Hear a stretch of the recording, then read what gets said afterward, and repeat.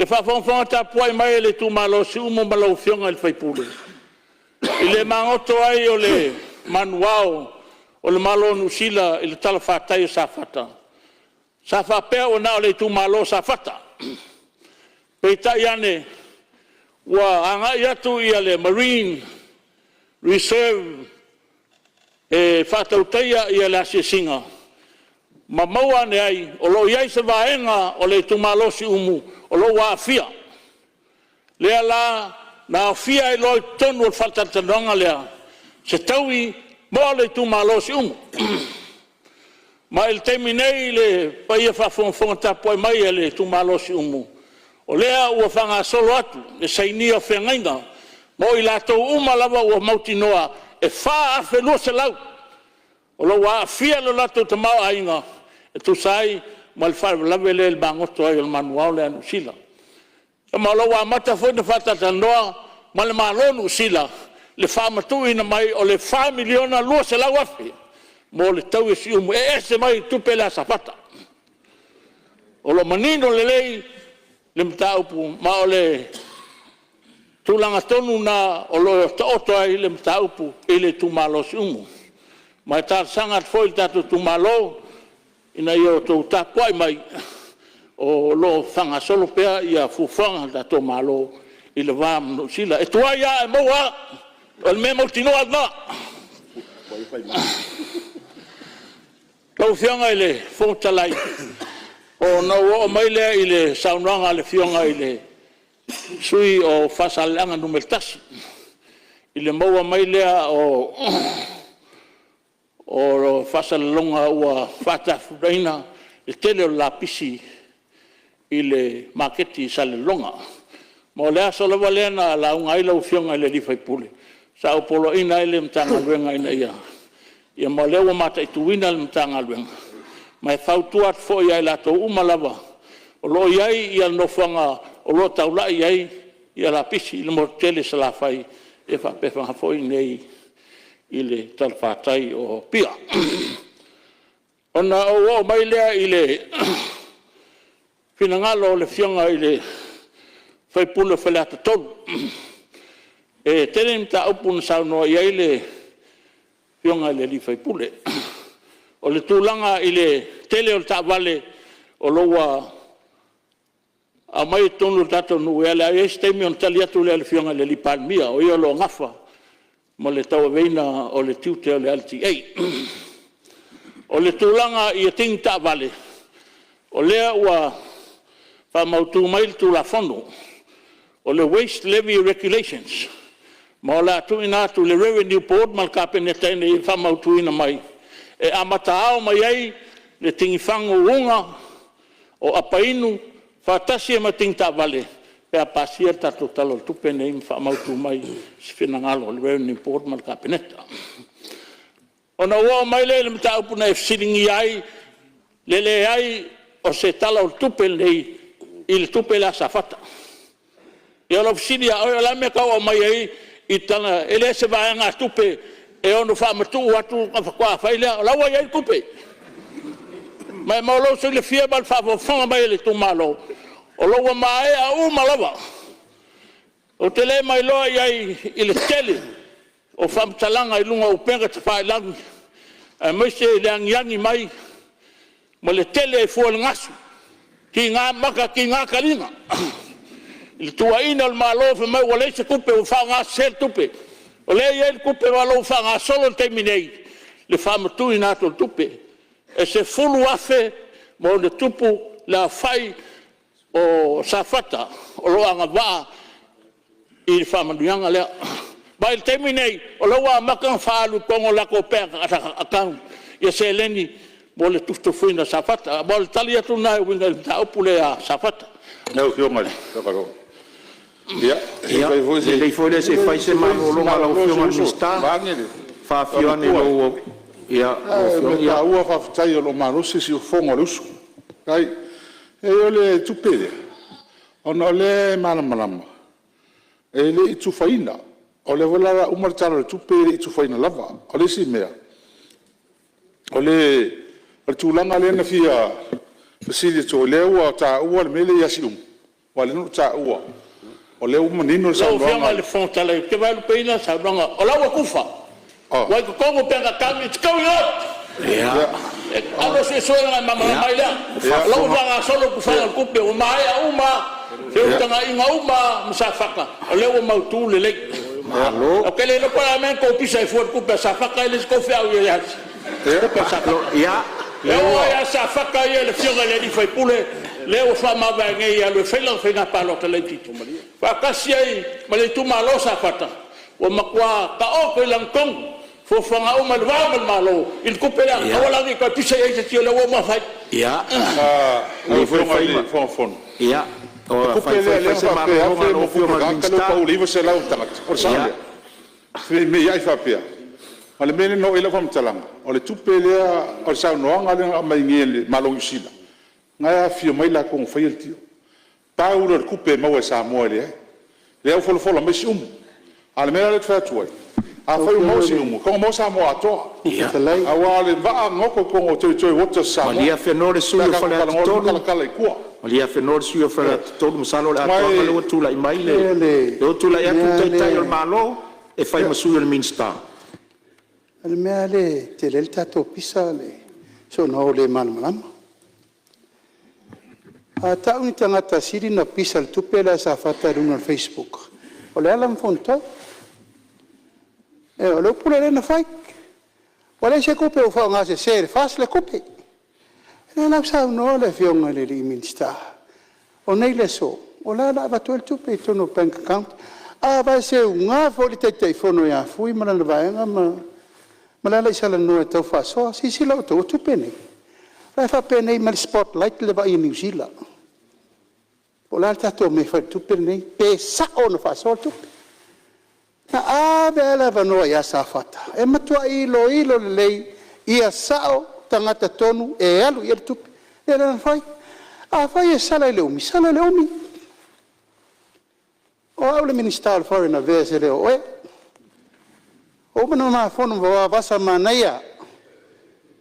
Yo, aso volengo walo ke ka oko. O veli faskoi. O le me pito siri na matano. O vale. O vai va basa. O el matai sa ma. Ye sila ilo wotono. This is just the beginning.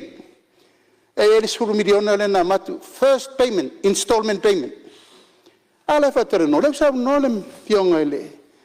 Minister e fito tonu am ta upuia e fatela no fa miliona si umula tau ia ala wa mai ale anga iluma malia su mal ta fa yo na foreign affairs mal malo New Zealand la failas la inga ma fufuanga o la me fa le vale e to e vese pe tu o fa manuanga le fa solo tele noanga i le va fa va malo Ale wa sa no nei to Paulo le tupe. Io na fento te no mal malo New Zealand.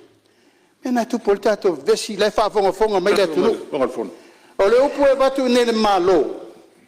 E o sai mai su yo fala te tolo le tali malo. O le upu na ya. O le upu e batu ia te o minister foreign affairs. That's what goes. Ai lo fina mai o to le se tu pe tu e mo wa ele o to malo si menna. O le malo le te no il malo New Zealand en fa sa foi nei laksen. O le upu hona na mawhaia. Lai wha solo terenoanga te mini nei. La ua wha nua le lo ia Syria na nafi. Ia ein ba ma oi. In me lea. Wha terenoanga na ta upu lea. Anga le ua mai tau. E leo a fia le tato lo ia Syria negotiation. O le ba wha ma lo mani sila. En wha tonu na nafi sau I langa umi le consultation. Umi le negotiation. Ina ia manuia. Le me le tupu tua. O le ba ana sau suru tato ngate whati. Ia wha mam na manga na mal wha lalo. Ya, maro fafta yo la tu. Ya no, ia fala te toro e si me o le we fa fonga mai le fola ta yo malo. E si me si me tua. E ta tu fa mo monga e ri matu fa mo monga. Ma tu o ma o. E so mai e ustala le fa mo monga. Le o manino sa no nga ni sila. Palmia. A fa yo tu fa wa. Le ai al militar no me tu sia me alo. Malia lalo finangalo le wa ta malo. Wa le sila nga lo fiong. O le wa ile pepa le tu fofu a fai mo e silpa sa ngomel miska e ile undertaking ne fa pe sangi tangata a sangi roa ele ko mo se kupe ele ko yesi ta sanga lo na a fai lo iai le a fai iai wa me yo le o mai E sili whamanino mai tūlanga le. O lea Whao ua me mau atu. tonu ana le tupu e nere tātou e vesi. O le tō wofa malana I maina me whaaksangi ka ngaka iaungi koe mose kupi. That's not the process. Hatia ntanga luenga lai el foreign affairs e ola tō e whaau tana noanga po whewha iai. E le tu mamaina le ngoto le vaa lea New Zealand I aisa e sau tau sangale me lea. E le tu mamaina. Ma lai matua vaa iri le iai I la tau si sio manga ma la tau iai le to mai me uma le utu watu e maltato lo yesiri. O e vaa ai me pito siri na le leimo le tunu. Ato inga mena le whamai whapefa oso kanga kai sengi re koe mose kupi. Mena le tupo I nel whenumi ia I o tato mea. Malie whale a titolu, malie le sui tai le tuangai. Ia le sa tāolo ngoa. Malie sui tai le tuangai se iso soni atu le mfoa. Whai malu o tātou whaiva. Whai malu o tātou whaiva. Malie whale a titolu, o te le tu atua se avanoa winga le mta upu le tupe si umbu. O lea watali le malo, o le mta whaioi nā le malo. Pe amai se 4 miliona, pe amai lisi se 4 miliona, pa o lisi lua se 4 miliona. O le mta whaioi nā le malo, I leisi malo.